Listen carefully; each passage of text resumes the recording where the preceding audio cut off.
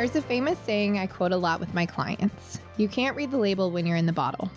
What this means to me is when we're deep in the day-to-day of our business, it's often difficult to clearly see the patterns of the business and accurately check the pulse to make sure that the business is in optimal health and on track to your vision. It's also sometimes challenging to see the solutions that are right in front of you when you're so close. This is why taking a step back and running the diagnostics on your business is so crucial. It makes sure not only that you can see the symptoms that tell you what bigger things are hiding under the surface, but it also makes sure you are chasing the right rabbit, aka solving for the root causes rather than that red herring that just wastes time, money, and energy. Welcome back to the Biz Doctor podcast. I'm your host, Lauren Goldstein, and today I'm really excited to talk about one of my absolute favorite parts of my work, diagnosing what's really going on with your business that is keeping you stuck in the weeds, keeping those daily fires burning and preventing more profitable and sustainable growth. I'm going to walk you through the 3 pillars of our signature diagnostic so you can do a little self-diagnosing. Not the WebMD kind, because you know what I say about that. Friends don't let friends WebMD their business. No, this is the Biz Doctor-led diagnosing, which makes all the difference. You ready? Let's go. First, let's start with people. In my opinion, this is hands down the most important part of your business. Your people and your leadership can make or break a business, so let's make sure it doesn't break yours. In this pillar, I'm really looking at these 4 things. Do you have the right team for you? What I see a lot happen is business owners are building teams that they think they should have, rather than actually taking a moment and saying, who am I as the leader of this team? What are my strengths? What are my weaknesses? And very proactively building the right people around you whose strengths are your weaknesses. The second is everyone crystal clear on their roles and accountabilities. You guys have heard me say this so many times on this podcast, but it bears repeating one more time. Unshared expectations are nothing more than premeditated resentments. So if you and your team are not crystal clear on the roles, expectations, accountabilities, etc., then you are setting them and yourself up for not only failure, but wasted time, energy, and the higher fire cycle that nobody wants to be on. And no, by the way, if you need a little help with this clarity, our Golden Key scorecard, which you'll hear about a little bit later, is just the ticket. To give you a little teaser about the scorecard now, what I love about it is it keeps everything in one place. You can very easily see what problem the role is solving, how it fits in the company, any interdependencies or threats to the success of the role, and of course, who somebody needs to be in their DNA to be successful in the role. And that's in addition to the obvious, what are they actually being held accountable to? So the scorecard is a really powerful tool. Next, you want to ask yourself, do you have the right butts in the right seats? And if not, who do you need to move? Who do you need to let go of? And who's missing?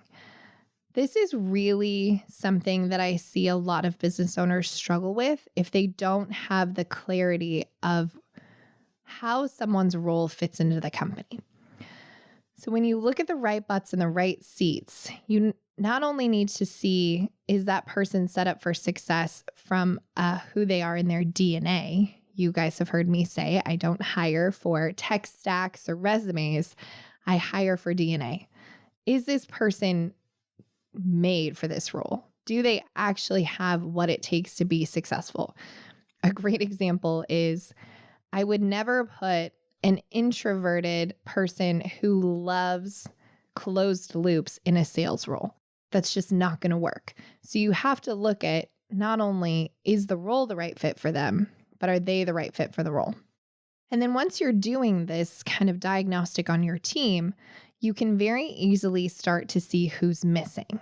But again, it starts with the clarity on roles and accountabilities, because if you don't have that, you won't be able to see who's missing.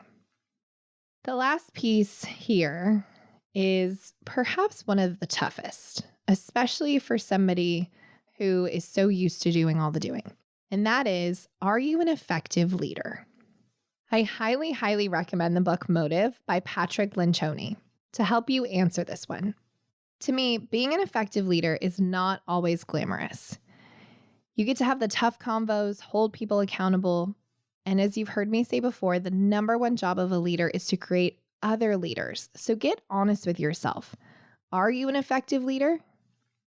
I also want to take a little sidebar here and say this very important statement.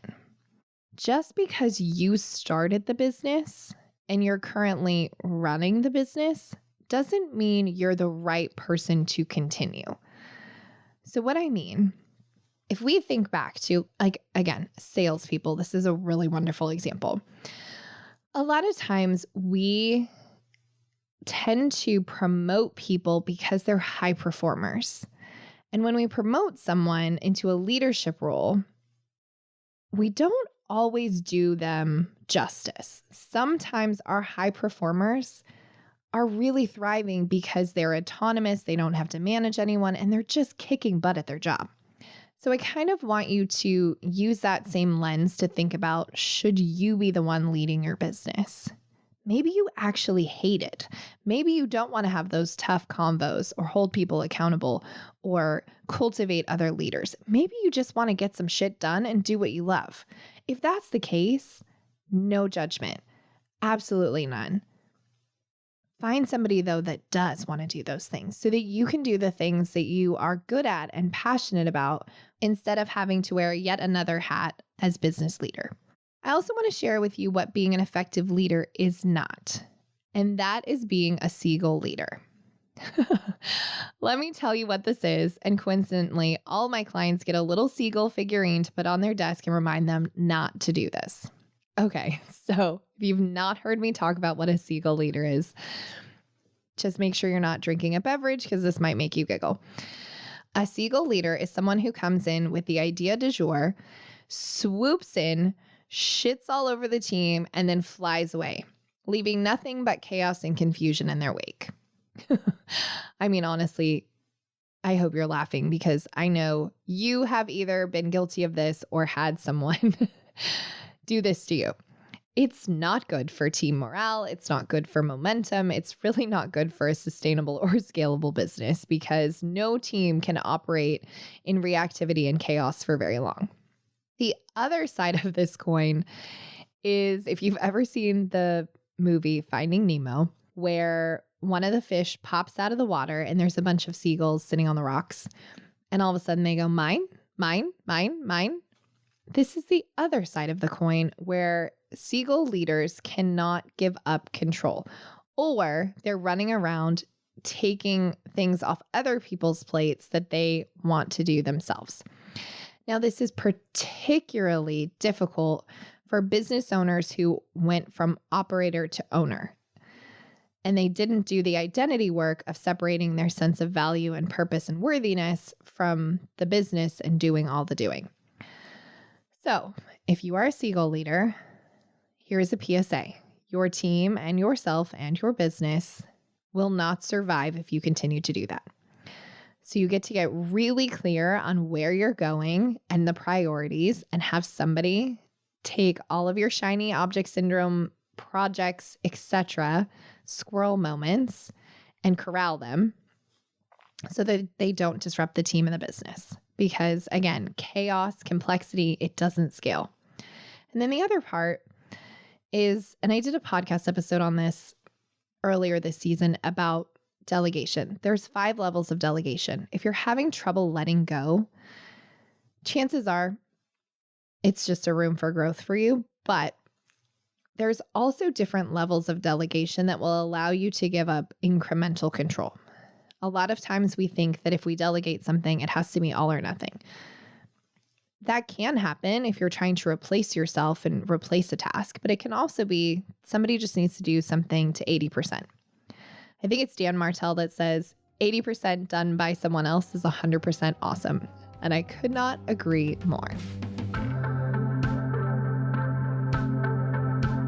Before we dive into the next bit, I want to take a second to share with you something that I've seen drastically change businesses and teams for the better. Imagine waking up every morning with a team that knows exactly what is expected of them and how to achieve success without you having to micromanage them. Imagine how much time and dollars you will save by hiring the right team member from the start. Not to mention getting the most out of every current member of your team. That is what's possible with our tried and tested tool, the Golden Key Scorecard. The scorecard is a simple, impactful, and fillable tool for managing your team, ditching inefficiency, and I guarantee will help you stop playing whack-a-mole chasing team docs all over the place. It's as easy as filling out a form. If you want to get out from under your business, shifting from business operator to business owner, and take your business to the next level while reclaiming your time, then our Golden Key Scorecard is just the ticket. Our scorecard provides the time-tested framework and process to get you and your team out of the weeds and into a well-oiled machine that can scale without you. It's time for you to run your business instead of the other way around. Become an expert in this critical piece of the foundation to creating a high-performing team. Download the Golden Key Scorecard for free at goldenkeypartnership.com/go. Now back to the show.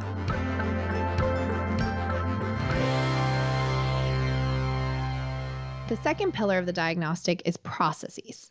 Now, this is where we dive into the nitty-gritty of the back end of your business and ask a few of these questions. If you and your team were on a desert island, are there SOPs and systems that would allow someone to come in and run it? Not necessarily grow the business, but maintain it. Again, as I said a little bit earlier, chaos and reactionary anything in the business isn't going to scale. What scales is proven, predictable processes. So ask yourself, do you know if you pull this lever, what it does? Does everybody on the team know where the SOPs are, where the knowledge base are, where to find things?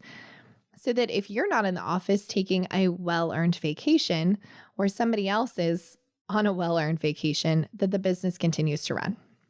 The second is, when you look at your tech stack, does it make sense? Does it make things easier? Is it fully adopted? Is there overlap? Is it bloated?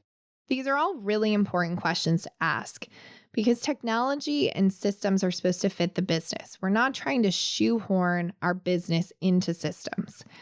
And I have come into numerous companies, whether as business consultant or advisor, or even as fractional COO, and seen a tremendous amount of tech subscriptions that are either not being fully used, not being used at all. One or two key features are being used, but the rest is neglected, or somebody tried to implement it and it just never got off the ground. And it creates a tremendous amount of bloat in the bottom line when you're paying for seats that you're not using, tech that you're not using fully. Because in my opinion, when you have a tech stack, it should be something that's making everybody else's life easier by either creating leverage or automation or clarity or a system that's easily duplicatable. So again, when it comes to your operations, one of my favorite tasks to walk clients through is having them walk me through exactly what happens when somebody says yes. Because you guys have probably heard me talk about this on previous podcasts, the energies of a business. There's 4 key energies of a business, just like there's 4 key energies of a team. You've got the what, the who, the when, the how. How this translates is the what is the product or service that you are selling. The who are your customers, marketing, sales. The when is fulfillment. And the how is the systemization and perfection of that system to continue the loop. So when you look at your operations and you ask this question of what happens when somebody says yes, then it allows you to actually see the potential gaps or areas in your business that might create friction or frustration. Because if you walk through every single step from consultation call to contract being set to payment getting processed to fulfilling on whatever you have agreed to fulfill on, and then rinse or wash, and then wash, rinse, repeat, you'll start to see areas that either are areas that you can improve through leverage or automation or AI, or you're like, oh no, this trigger is broken and isn't working. So you can find a lot of stuff by asking this question. So if you haven't asked yourself that question, Go and do that today. That's your homework because it's going to tell you a lot about where your operations can get shored up and stop leaking team, time, and revenue. Okay. Now, this last one is a juicy one, profits. This tells me a lot about a business. Before I pull back the curtain on this, you've heard me say it once, but I will say it again. Revenue is a lagging metric. I'm going to say it one more time for those in the back. Revenue is a lagging metric. So if you, my friend, are running your business on revenue alone, let this be your sign to shift those sales because it will run your business aground faster than you can think. Now, if you don't understand what I'm saying, let me just make it a little more clear. There are things in every business that generate revenue that you can control. Revenue is generally something that you can't control. So instead of saying, oh no, we need to generate revenue today, or looking at your cash flow and seeing that, in 6 weeks' time, you're going to have a cash crunch, you got to run it on the metrics that generate that revenue, the things that you can control, the levers you can pull to generate that revenue. It's also really important to look at profitability and step costs, which is something I can talk about on a different podcast. But essentially, really quick, just to give you a little teaser about step costs. This is something that I see bite businesses in the ass a lot. And that's not thinking through the cost that will come with you growing your business, scaling your business, etc. So what I mean is, let's say you want to grow your business by 25%. That 25% could come with the cost of a new person. It could come with then that new person has another seat in a software that you pay for, benefits, vacation days. Maybe you guys need a different warehouse. Maybe you need a different office. Maybe you need more inventory. So if you're not proactively thinking about how much is this growth that I ideally want going to cost in a stepwise fashion, then you can end up very upside down in cash flow, which is not a place any business wants to be on. Okay. Now that I got that out of the way, let's talk about P&Ls. Full disclosure, I'm not a CPA, I'm not a financial planner, I'm not a wealth advisor, I'm not a CFO. But oh my gosh, do I love P&Ls. And I've used them to sniff out some really shady shit over the years. Honestly, more times than I can count, which I hate to admit that it's happening, but it's better to know that it's happening and nip it in the bud than not, right? When I come into a business and do a diagnostic or as fractional COO, one of the first places that I really, really dig into is the P&L.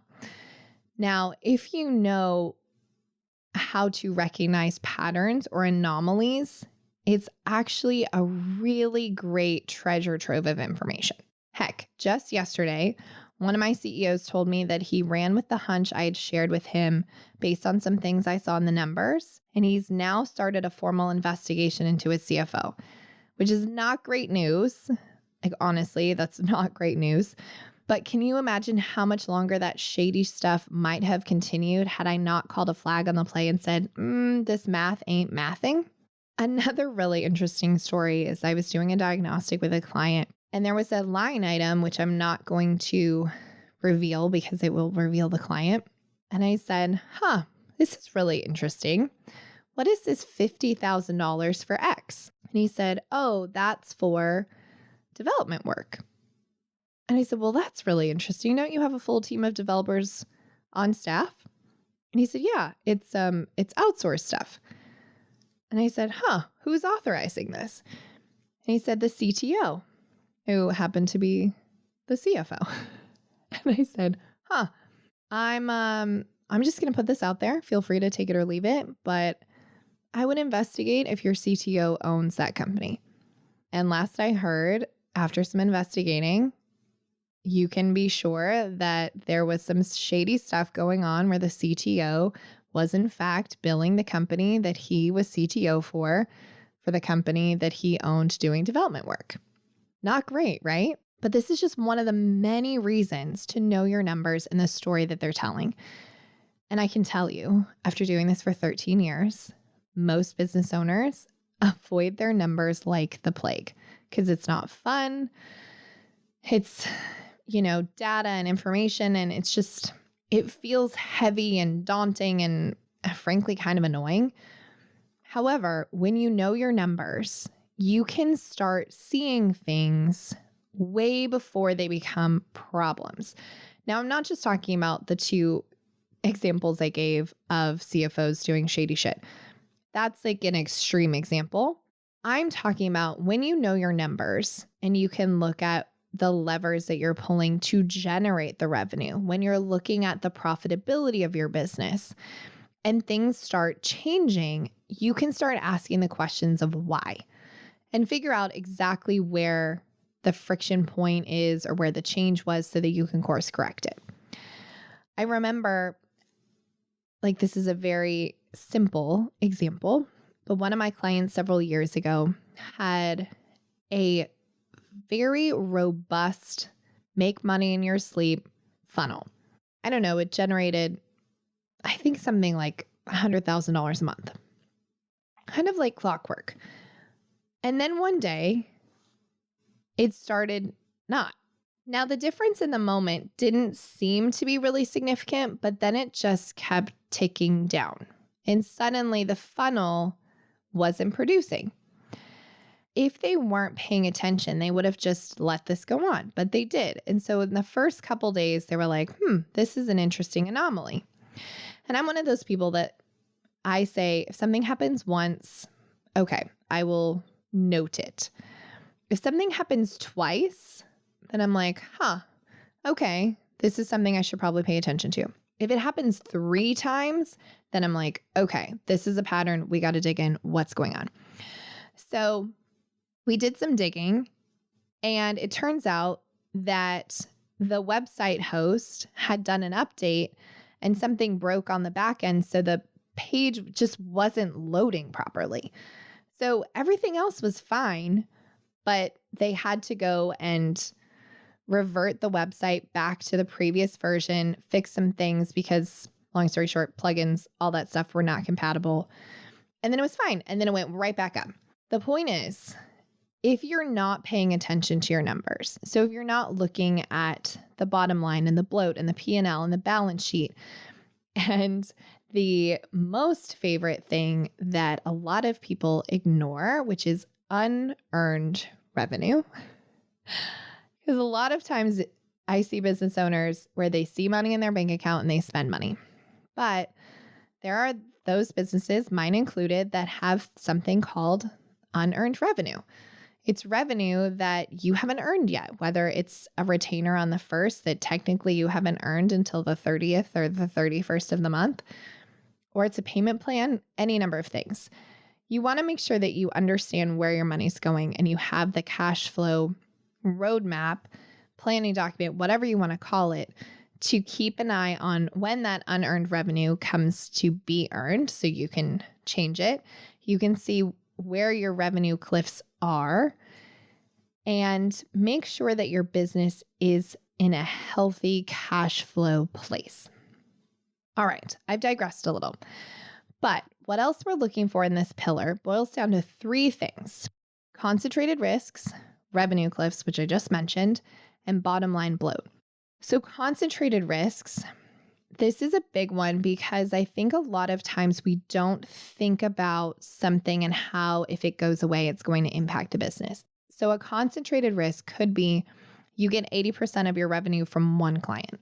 It could be that you have only one supplier for a key piece of your business. It could be that you have a key employee that, should they leave, you are up a creek with no paddle. There are many different ways to look at concentrated risks, but the basic question is, if X went away, how would it impact the business? Now, the second thing is a revenue cliff. I don't know if I made this term up or not, so you probably haven't heard about it before, but essentially the way that I define it is the point where a client or customer's revenue drops off. This is different than churn. A revenue cliff might be you have delivered a service to someone and then there's nothing else for them to buy or be on a maintenance plan, for example. So all of a sudden, you go from having, let's say, $4,400 a month in monthly recurring revenue, and then your contract's done, and now that revenue goes away. Now, a way to shore up that revenue cliff would be to have something else that they could buy, because we all know that it is much easier to sell someone who's already bought from you than to generate a new client or customer. So in this case, maybe you have a tiered down maintenance program where they get access to you, but it's for a lesser investment. There's many ways to shore this up. My favorite example of this is I had a client who had a very clear revenue cliff in her business. She and I talked about it, and she had already had different products and services for her online business. And so we just repackaged something she already had and sold it to those existing clients.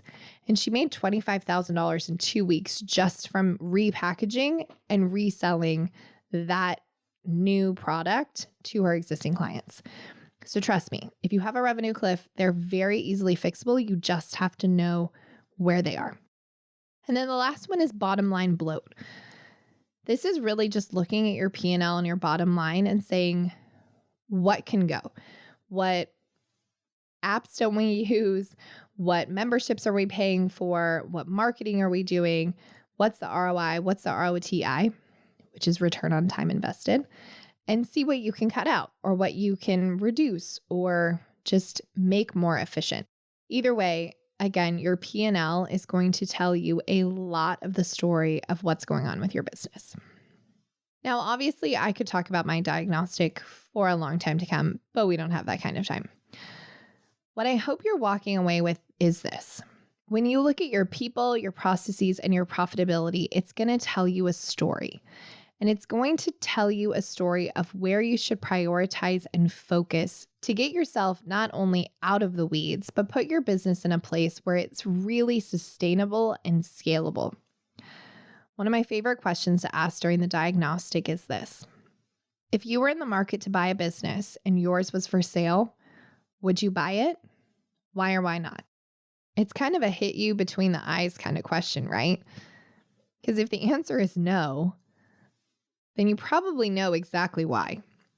If the answer is yes, congratulations. I think you are definitely on your way to having a really sustainable and scalable business that's an asset, not a job that you can write off. So if any of what I've shared today made you a little queasy because you realized, as Ricky said to Lucy, you got some splaining to do, or it helps you see things clearer and you don't want to do it alone, then I would love to support you with one of our free consultations, which you can easily schedule at www.goldenkeypartnership.com. Diagnostics are my favorite thing to do with business owners because it really takes the guesswork out of where to focus and brings a tremendous amount of clarity and relief with that direction and focus. No more spinning your wheels or chasing the wrong rabbit. Save time, money, and energy with the focus and prescription of our signature diagnostic deep dive. All right, that's it for this week's episode. Thanks so much for listening in. If anything I shared sparked something in you, I'd love for you to rate and review our show and share this episode with your friends or other business owners. I'd also so enjoy hearing from you. Let's connect. Tag or DM me on Instagram at It's Lauren Goldstein or LinkedIn or wherever you hang out on the interwebs. Lastly, don't forget to subscribe so you're the first to get notified when our next episode is live and ready for your ears. Thanks so much for listening. Until next time.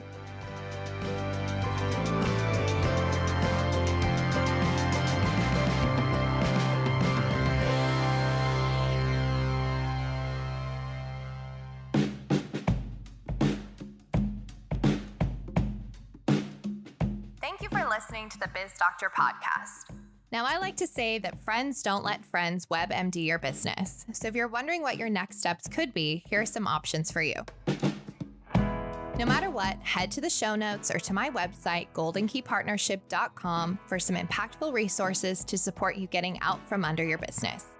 That's also where you'll find the links to learn more about our services and how we support business owners, just like you, who are ready to make the successful jump from business operator in the trenches to visionary business owner with more freedom and flexibility. All of that info is on our website, so pop on over to learn more or get in touch. goldenkeypartnership.com. Finally, if you love the Biz Doctor podcast, I'd be so grateful if you would share it with your friends and network and give us a 5-star rating or review wherever you listen to your podcasts.